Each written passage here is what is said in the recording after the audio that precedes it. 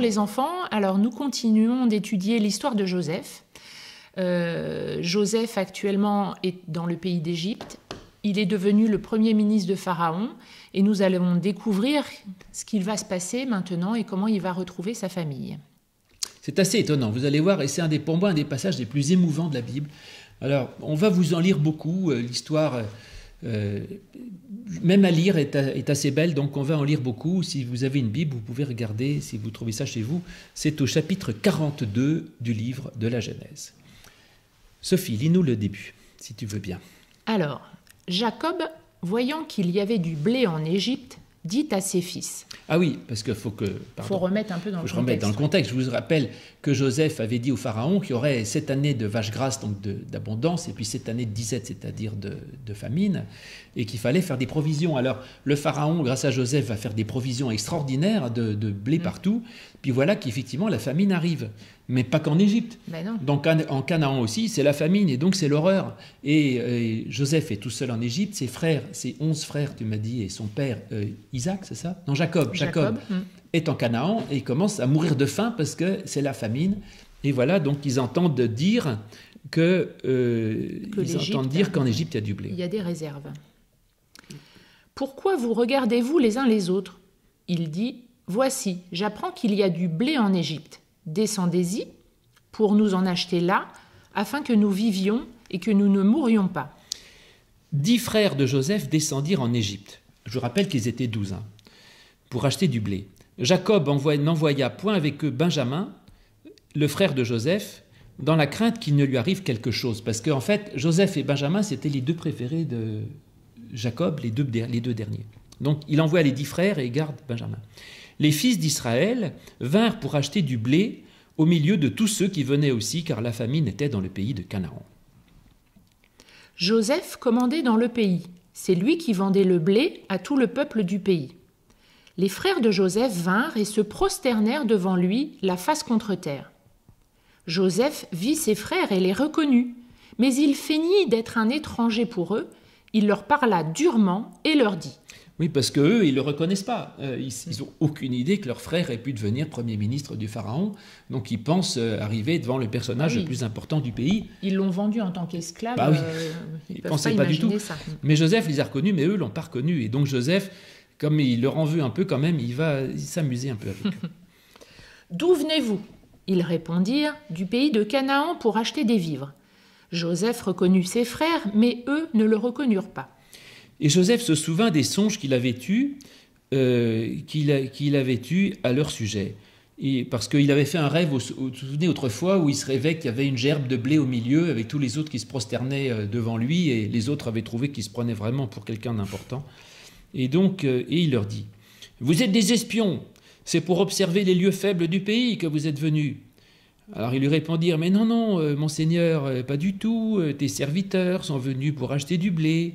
Nous sommes tous fils d'un même homme, et nous sommes sincères, nous sommes tes serviteurs, nous ne sommes pas des espions. » Alors il leur dit, « Non, non, non, nullement, c'est pour observer les lieux faibles du pays que vous êtes venus. » Ils répondirent, « Nous, tes serviteurs, nous sommes 12 frères, fils d'un même homme, au pays de Canaan. » Là, ils ont raison, c'est vrai. « Et voici, le plus jeune est aujourd'hui avec notre père. Et il n'y en avait qu'un autre encore, mais il n'est plus. » Joseph leur dit, « Je viens de vous le dire, vous êtes des espions. Voici comment vous serez éprouvés. Par la vie de Pharaon, vous ne sortirez pas d'ici, que votre jeune frère ne soit venu. » C'est-à-dire que Joseph, ce qu'il veut, c'est que tous les frères et sœurs soient réunis en Égypte, en fait. Alors eux ne le savent pas, mais pour ça qu'il va essayer d'obtenir qu'ils aillent ramener Benjamin, qui était resté au pays avec leur père. Et donc il dit ça. Alors il dit, envoyez l'un de vous pour chercher votre frère, et vous resterez prisonniers. Et peut-être aussi qu'il veut vérifier que son frère est toujours en vie.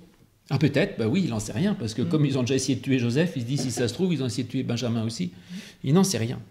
Vos paroles seront éprouvées, et je saurai si la vérité est chez vous. C'est peut-être ça, donc il veut savoir si Benjamin est encore en vie.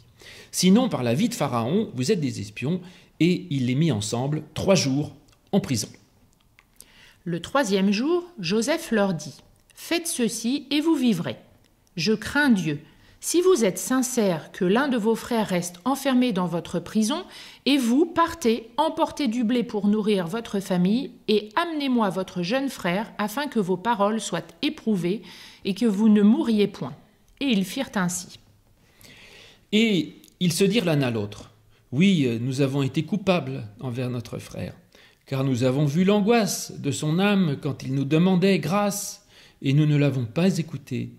Et c'est pour cela que cette affliction, c'est-à-dire cette difficulté, nous arrive. » Ruben, prenant la parole, c'est l'un des frères, leur dit, « Ne vous disais-je pas, ne commettez pas de crime envers cet enfant, mais vous n'avez pas écouté, et voici son sang est redemandé. » Il ne savait pas que Joseph comprenait, parce qu'il parlait, en fait, il ne savait pas qu'il comprenait l'hébreu, quoi, car il se servait avec eux d'un interprète. Donc c'était malin, parce qu'en fait, Joseph parlait égyptien, il faisait semblant de ne pas comprendre, mais il entendait très bien ce que disaient ses frères. Il s'éloigna d'eux pour pleurer, et il revint et il leur parla, puis il prit parmi eux Siméon, et il le fit enchaîner sous leurs yeux. C'est-à-dire que donc Joseph dit, d'accord, j'en garde un en otage, c'est Siméon en fait, je ne sais pas pourquoi celui-là, et puis il est très ému et il renvoie les autres frères pour aller chercher les autres, donc pour revenir avec Benjamin. Alors les frères vont effectivement partir, ils vont revenir avec Benjamin, et ça c'est tout le chapitre 43, et Joseph va jouer un peu cruellement avec eux, en leur faisant peur, en leur faisant raconter l'histoire, en leur demandant si par hasard ils regrettent d'avoir ce qui est vraiment arrivé à Joseph. Donc il les force à dire qu'ils ont essayé de le tuer, qu'ils en sont vraiment désolés. Enfin, et donc finalement, il n'y tient plus et il va se faire reconnaître par eux. Ça, c'est un passage aussi très émouvant, et ça se trouve au chapitre 45 du livre de la Genèse, et nous allons voir comment ça se passe, où on lit donc les versets 1 à 5 du chapitre 45. Joseph ne pouvait plus se contenir devant ceux qui l'entouraient. Il s'écria « Faites sortir tout le monde !» Et il ne resta personne avec Joseph quand il se fit connaître à ses frères. Il éleva la voix en pleurant. Les Égyptiens l'entendirent et la maison de Pharaon l'entendirent. Joseph dit à ses frères, « Je suis Joseph, mon père vit-il encore ?» Car ses frères ne purent lui répondre, car ils étaient troublés en sa présence. Joseph dit à ses frères, « Approchez-vous de moi. » Et ils s'approchèrent. Il dit, « Je suis Joseph, votre frère, que vous avez vendu pour être mené en Égypte. Maintenant, ne vous affligez pas, et ne soyez pas fâchés de m'avoir vendu pour être conduit ici, car c'est pour vous sauver la vie que Dieu m'a envoyé devant vous. » Voilà, en effet, ce passage extraordinaire de la reconnaissance entre Joseph et ses frères. Et après, ça continue un peu. Et la fin des retrouvailles au verset 14, que je vais vous lire. Et donc, Joseph, il se jeta au cou de Benjamin, son frère, et il pleura. Et Benjamin pleura sur son cou. Il embrassa aussi tous ses frères en pleurant, après quoi ses frères s'entretinrent avec lui.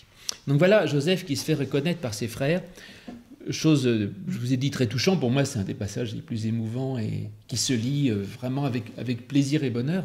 Très très belle histoire.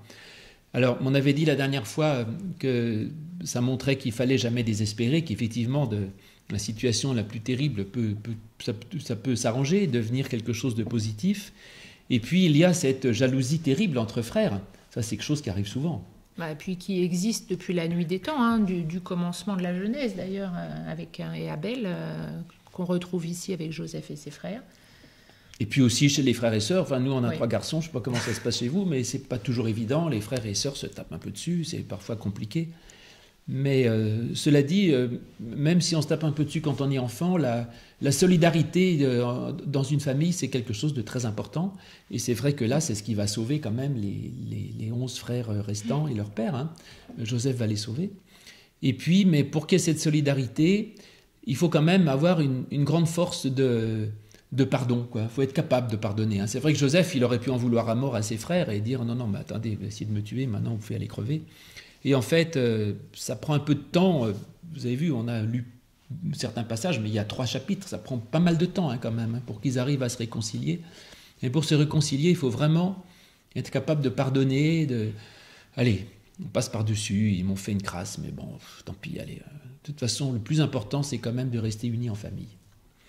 Voilà, et donc, chose effectivement touchante de ces retrouvailles, avec la difficulté des retrouvailles, mais c'est la plus belle chose quand on se retrouve et quand on arrive à se pardonner à l'un ou l'autre, soit entre frères, soit entre amis, pour s'entraider, et que en tout cas la solidarité entre amis, entre frères est la chose la plus importante qui soit. Et avec l'aide de Dieu, on peut arriver à faire de très grandes choses dans ce sens. C'est aussi la même leçon, le même bilan que tout à l'heure. Il faut garder espoir. Il y a des moments qui ne sont pas toujours bons dans la famille, mais il peut se passer des choses très fortes et très bien par la suite. C'est ça. Voilà cette belle histoire de Joseph. Et ensuite, eh bien, le peuple, ils vont rester tous les 12 en Égypte pendant assez longtemps. Et on va voir ce qui se passe après. Et donc, prochaine leçon, à bientôt. À tout à l'heure.